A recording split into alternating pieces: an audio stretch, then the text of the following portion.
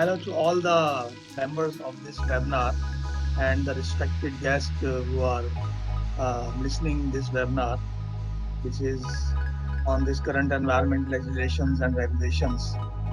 So we are the leading architectural organization and having experience of 40 years in this line.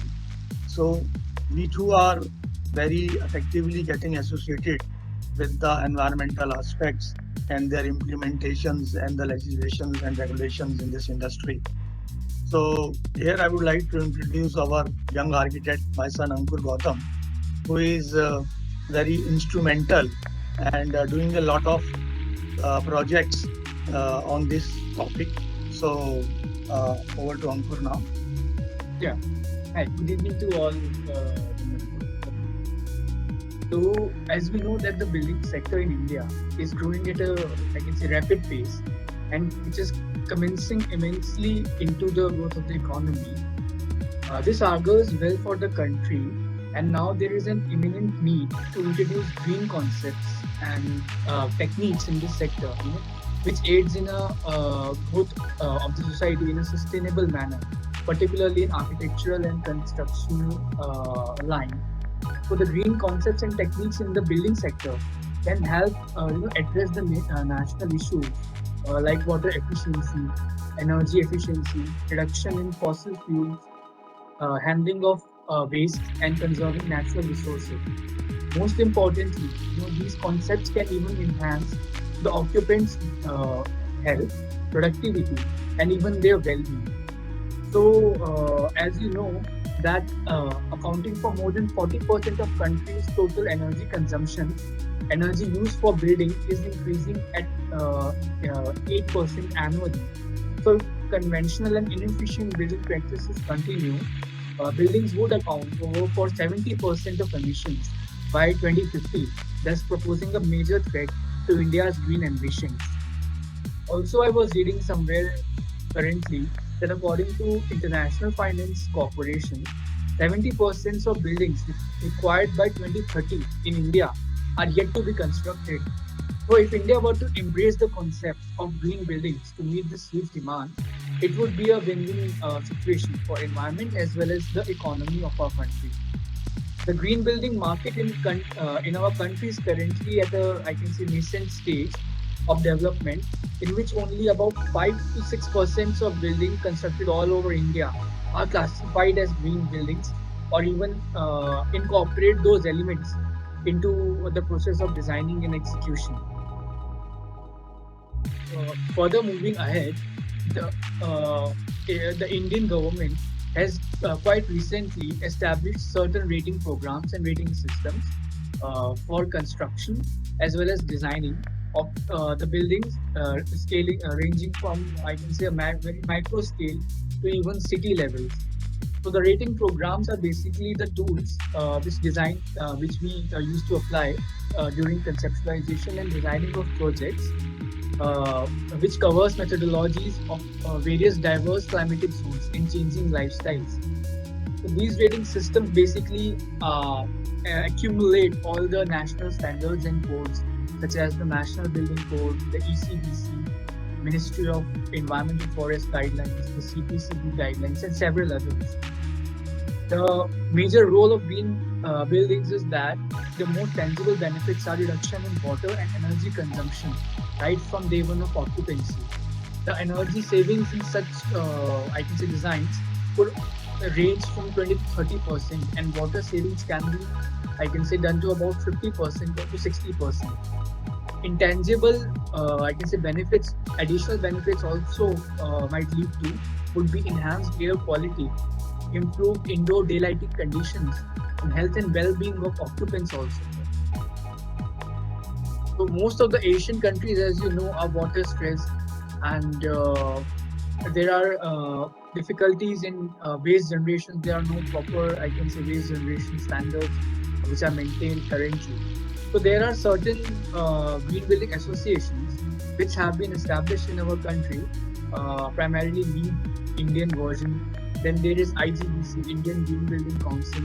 And then there is GRIHA, Green Rating for Integrated Habitat Assessment.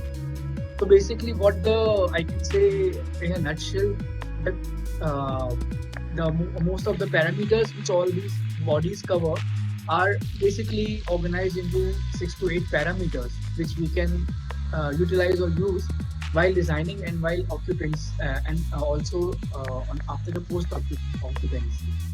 There are certain features like sustainable site planning, like reducing hard paving on site and ensuring, I can say, ensuring certain measures are followed during construction, which reduce on-site pollution that is generated during construction.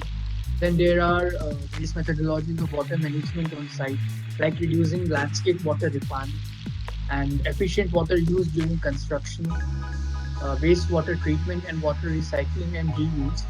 Apart from that, there is also certain parameters like reducing waste during construction, efficient waste segregation on site during construction and also after post occupancy, and energy optimization in terms of enhanced outdoor and indoor lighting conditions, and sustainable building use of sustainable building materials like utilization of fly ash in building structures, reducing volume, weight, and time of construction. By adopting efficient technologies like precast systems and ready-to-use mixed concretes, and use of low energy materials like low embodied energy materials, which reduce the carbon footprint of the structure which we design.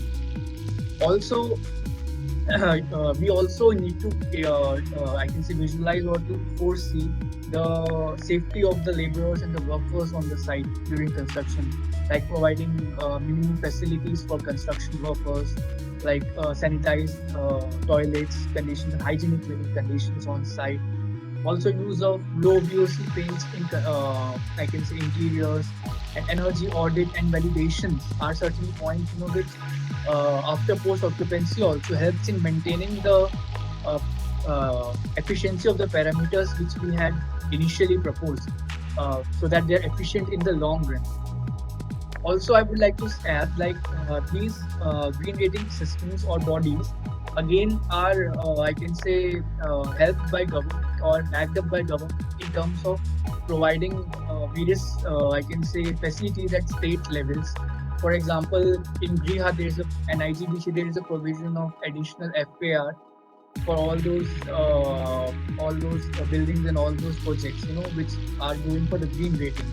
So in this way, we can, I can say, uh, we can attract the leaders of the industry also in taking the green building certification and following the green building norms, so that we can show them dual profit in terms of why they should adopt the green building parameters and design norms into their projects. So also there are certain, I can say, other provisions, like there is a 25% subsidy also on total fixed capital investments on green building projects in states like Andhra Pradesh and Maharashtra and Tamil Nadu. I would also like to add that given the current pandemic and its aftershock, the appeal of green buildings has increased for the occupants of residential as well as the commercial, or I can say the workspaces. There is a greater demand for such parameters to be adopted, because post-COVID, the individuals are expected to become all the more cautious about their health, about their well-being and comfort, and they want to live and work in buildings that have a better ventilation system, ample of natural daylighting, and fresh water availability. Because as per WHO also, respiratory and lung diseases are associated with poor indoor environment quality, which are, I can say, 3 out of 5 causes for major deaths in our country. So the green building certain green building features have proven to be have a positive impact on health and well-being of a person who resides in a space.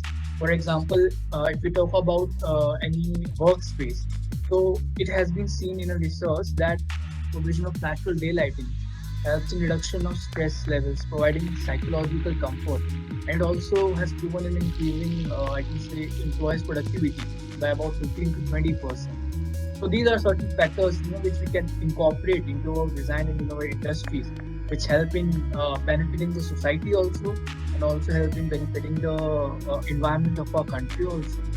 The very basis of new construction guidelines, I would like to conclude, is that should offer alternates that help to develop a green character in a building in harmony with new and existing practices,